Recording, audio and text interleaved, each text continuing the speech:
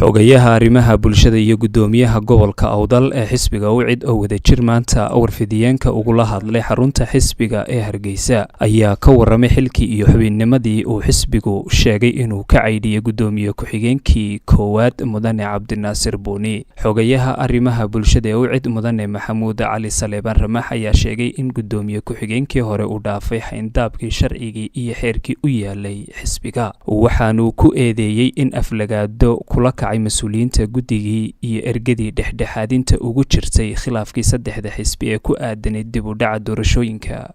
warqadda gacanta aanu ka saarnay ayuu ku dhamaystirnaa wixii lagugu qaaday, adiguna waad qiratay, iscasilaad baabaad ka dooratay, taa doontaba u hayso, laakiin aflagaadada iyo beenta inaad joojiso iyo isku dirka iyo ku dhexmilanka saddexda xisbi iyo xukuumaddaba waa arkaysanoo taa uu maanta ku hadlayay dee fariin buu dowladda u diranayo CV buu dhiibayay runtii.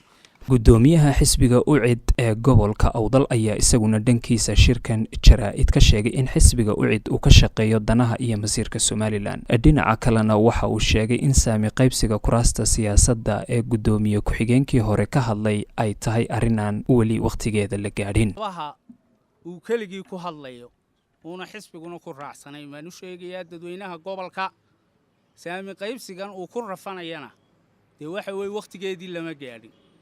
guddiga ayaana iyo xisbiyada qaranka ayay u taallaa, baarlamaankay u taallaa. gudoomiye hore ee xisbiga UCID Mudane Naasir Buuni ayaa 13 January 2019 warbaahinta u sheegay inuu iska casilay xilkii iyo xubinnimadii xisbiga UCID, laakiin xisbiga UCID oo isla maalintaasi uu war-saxaafadeed soo saaray ayaa sheegay inuu xisbigu eriyay gudoomiyaha. xamse xir saxayd codka bariga Afrika magaalada Hargeysa.